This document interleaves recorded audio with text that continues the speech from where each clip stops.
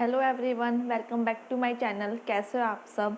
हमने last video में discuss किया था book keeping, accounting and accountancy के बीच में क्या डिफरेंस होता है। अगर आपने वो वाला पार्ट नहीं देखा है तो उसका लिंक मैंने डिस्क्रिप्शन में डाल दिया है, आप वहाँ से भी वो वाला वीडियो देख सकते हैं। आज हम करेंगे advantages and disadvantages of accounting. ठीक है कि अकाउंटिंग के क्या लाभ है और क्या उसकी हानियां हैं। एडवांटेजेस कह दो या आप कह दो यूजेस क्या क्या होते हैं अकाउंटिंग के। सबसे पहले है provide complete and systematic record. जो अकाउंटिंग है वो क्या करता है, हमें हेल्प करता है कंप्लीट एंड सिस्टमेटिक रिकॉर्ड करने में। हमें पता है बिजनेस का जो स्केल है वो बढ़ता जा रहा है, ग्रोथ होती जा रही है, तो ट्रांजैक्शंस है वो भी क्या होगी, इंक्रीज होगी, और उन सबको हम अपने माइंड में ओरली रिमेंबर नहीं रख सकते, तो हमें अकाउंट्स की रिक्वायरमेंट होती है। तो अकाउंटिंग ही क्या करता है, कंप्लीट रिकॉर्ड रखता है किसकी, इंफॉर्मेशन की, बिजनेस की, ट्रांजैक्शंस की। तो वो क्या है, हमें इंफॉर्मेशन देता है कंप्लीट एंड सिस्टमेटिक। ठीक है, नेक्स्ट है provide information about profit and loss. Accounting हमें प्रॉफिट एंड लॉस के बारे में भी इंफॉर्मेशन देता है कि हम जो ईयर एंड होने पे जो हम P&L अकाउंट बनाते हैं, ईयर के एंड होने पे जब हम P&L अकाउंट बनाते हैं, वो P&L अकाउंट हमें बताता है कि हमारे बिजनेस में कितना प्रॉफिट हो रहा है, हमें कितना लॉस हो रहा है। तो उसकी इन्फॉर्मेशन भी हमें क्या देता, कौन देता है, अकाउंटिंग देता है। Provide information about financial position. जो अकाउंटिंग है वो हमें हमारे बिजनेस की फाइनेंशियल पोजीशन के बारे में भी इंफॉर्मेशन देता है। फाइनेंशियल पोजीशन कौन बताता है, वो हमें बताती है बैलेंस शीट। ठीक है, वो कौन बताती है, बैलेंस शीट बताती है। बैलेंस शीट शो करती है ईयर के एंड में कि हमारे कितनी एसेट्स हैं, कितनी लायबिलिटी और कितने हमारे पास कैपिटल है। उसके बेस पे अकाउंटिंग फाइनेंशियल पोजीशन डिटरमाइन करते हैं एक बिजनेस की। तो उसकी इंफॉर्मेशन भी कौन देता है, अकाउंटिंग देता है। Facilitates comparative study. Accounting comparison करने में भी हेल्पफुल होता है कि जो हमारा जो आज जो करंट ईयर का जो प्रॉफिट आ रहा है उसे हम लास्ट ईयर के प्रॉफिट से हम कंपैरिजन कर सकते हैं कि हमारा कितना ग्रोथ हुआ है या हम कितने हमारे अंदर कि हमने कितना डिक्लाइन किया, मीन्स हमारी कितनी कमी आई है। तो उसको एरर्स को फाइंड आउट करके हम इजीली उसको रिमूव कर सकते हैं और प्रॉफिट अपना इंक्रीज कर सकते हैं नेक्स्ट ईयर के लिए। तो उसको कंपैरिजन करने में भी हेल्प करता है। Helpful in taking the managerial decision. हम प्रॉफिट एंड लॉस की हेल्प से, हम फाइनेंशियल पोजीशन की हेल्प से एक मैनेजर कौन सा डिसीजन बेनिफिशियल होगा हमारे बिजनेस के लिए, उसमें भी अकाउंटिंग क्या करता है, हेल्प करता है। Helpful in settlement of tax liability.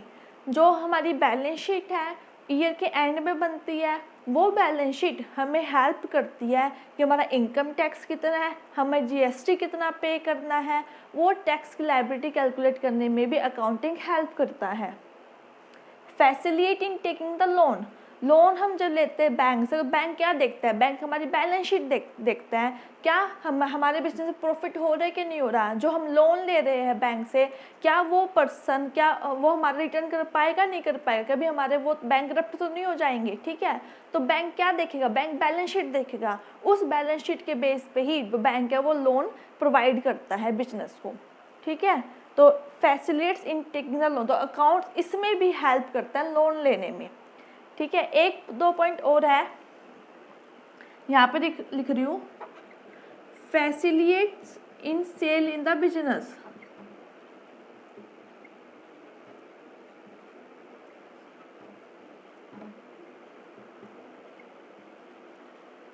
Accounting है एक बिजनेस को सेल करने में भी हेल्पफुल होता है।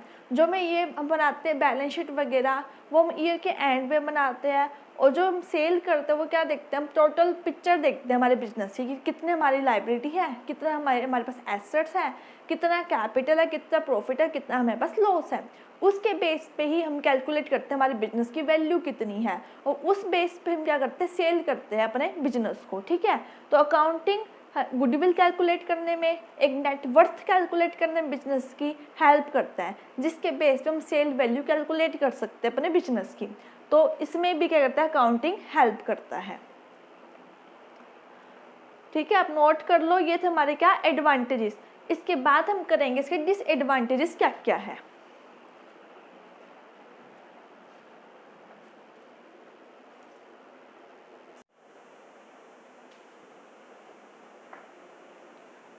आई होप आपको एडवांटेजेस समझ में आ गई होगी। अब हम डिस्कस करेंगे डिसएडवांटेजेस क्या है, तो आप कह दो लिमिटेशन क्या क्या अकाउंटिंग की। अभी तक हमने पढ़ा सी एडवांटेजेस की, बेनिफिट क्या क्या, अब हम पढ़ेंगे उसके अंदर कमियाँ क्या क्या है। ठीक है, सबसे पहला है based on accounting concept and convention. जो ये अकाउंटिंग कंसेप्ट और कन्वेंशन है ये हम आगे डिस्कस करेंगे, बस अभी आप ऊपर ऊपर से समझ लो कि जो भी हम अकाउंट्स प्रिपेयर करते हैं वो किसके बेस पे करते हैं, अकाउंटिंग कंसेप्ट एंड कन्वेंशन के बेस पे करते हैं। मीन्स उसके अंदर डिफाइन होता है कि आपको इस तरीके से अकाउंट क्या करना है, प्रिपेयर करने हैं, तो हम उसके अकॉर्डिंग अकाउंट क्या करते हैं, प्रिपेयर करते हैं।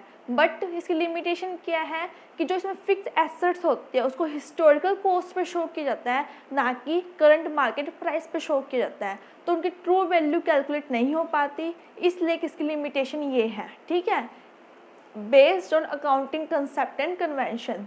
सेकेंड वन है बेस्ड ऑन पर्सनल जजमेंट। जो इसमें एक डेप्रिसिएशन हम कैलकुलेट करते हैं फिक्स एसेट्स पे, वो दो तरीके से कैलकुलेट होता है। एक होता है स्ट्रेट लाइन मेथड,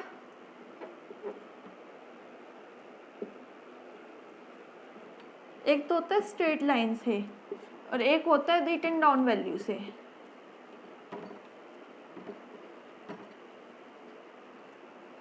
ठीक है, दो तरीके से हम डेप्रिसिएशन कैलकुलेट करते हैं। अब हर पर्सन ज़रूरी नहीं कि वो सेम ही मेथड यूज़ करे, वो डिफरेंट मेथड यूज़ कर सकते हैं। जैसे एक पर्सन ने फर्स्ट ईयर कर लिया स्ट्रेट लाइन, सेकेंड ईयर कर लिया रिटन ऑन वैल्यू मेथड, तो क्या आप कंपैरिजन कर पाओगे 2 साल का आपस में? नहीं कर पाओगे, रिजल्ट क्या आएंगे, डिफरेंट आएंगे। ठीक है, तो वो क्या पर्सनल जजमेंट का भी अकाउंटिंग पे क्या करता है, नेगेटिव इफेक्ट पड़ता है।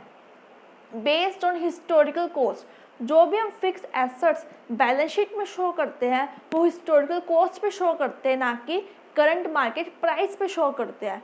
क्यों?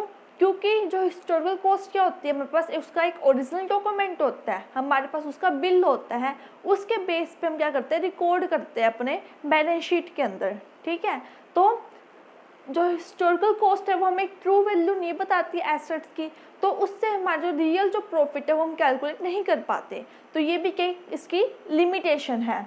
Lack of qualitative information, accounting में हमने फीचर्स में पढ़ा भी था कि अकाउंटिंग सिर्फ क्वांटिटेटिव इंफॉर्मेशन को शो करता है, मीन्स जिसे हम मनी की फॉर्म में क्या कर सकते हैं, एक्सप्रेस कर सकते हैं। वही इंफॉर्मेशन इसमें वही ट्रांजैक्शंस हम क्या करते हैं, अकाउंट्स में रिकॉर्ड करते हैं। जो क्वालिटेटिव इंफॉर्मेशन मीन्स जो उसका मैनेजमेंट का डिसीजन मेकिंग है या उनके अंदर कोई भी क्वालिटी है, ठीक है, चाहे लीडरशिप स्किल है, चाहे कोई भी स्ट्राइक आउट हो रहा है, चाहे लेबर्स के आपस में झगड़े हो रहे हैं, उनका रिलेशनशिप कैसा है, वो चीज़ हम शो नहीं करते अकाउंट्स के अंदर। तो ये भी क्या इसके अंदर एक कमी है।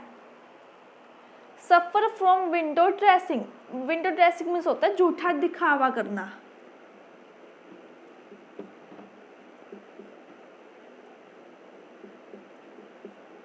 ठीक है, विंडो ड्रेसिंग मीन्स क्या होता है, झूठा दिखावा करना।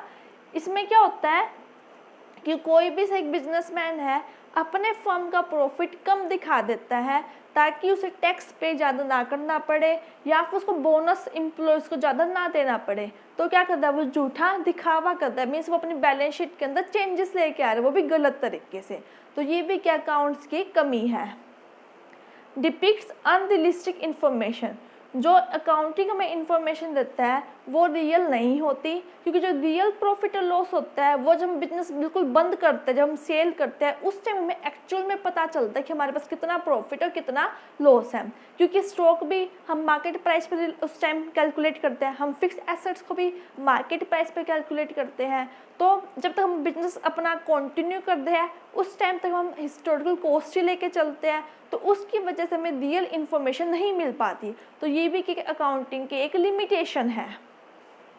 नॉट सुटेबल फॉर फोरकास्टिंग, हम जो अकाउंटिंग की जो इन्फॉर्मेशन है उसकी हेल्प से हम फ्यूचर की प्रिडिक्शन नहीं कर सकते, क्योंकि अकाउंटिंग क्या कर रहा है, ये पास्ट की इन्फॉर्मेशन को लेकर चल रहा है और पास्ट की इन्फॉर्मेशन से आप फ्यूचर के आप डिटरमाइन नहीं कर सकते, वहाँ की आप फोरकास्टिंग नहीं कर सकते, क्योंकि जो फ्यूचर है वो क्या अनसर्टेन है वैसे भी, और पास्ट की इन्फॉर्मेशन के बेस पर आप बिल्कुल भी आप प्रिडिक्शन नहीं लगा सकते कि फ्यूचर में क्या होगा, आपका कितना प्रॉफिट होगा, कितना आपको लॉस होगा। ठीक है, तो ये भी केस की लिमिटेशन है। तो ये सारी केस की लिमिटेशन है एक अकाउंटिंग की, based on accounting concept and conventions based on personal judgment, based on historical cost, lack of qualitative information, suffer from window dressing, depicts unrealistic information, not suitable for forecasting। ठीक है, तो ये जो मैंने आपको पढ़ाई है 7, ये क्या इसके लिमिटेशंस हैं, आप ये नोट कर लो। आज सिर्फ हम पढ़ेंगे एडवांटेजेस एंड डिसएडवांटेजेस। अगर आपको वीडियो अच्छी लगी हो, वीडियो को लाइक कीजिए, शेयर कीजिए, और चैनल पे नए आए हो तो चैनल को सब्सक्राइब कीजिए। और अगर आप इसके अलावा कोई और भी टॉपिक पढ़ना चाहते हो कॉमर्स में किसी और सब्जेक्ट का, तो आप वो मुझे कमेंट करके बता सकते हैं। Thank you.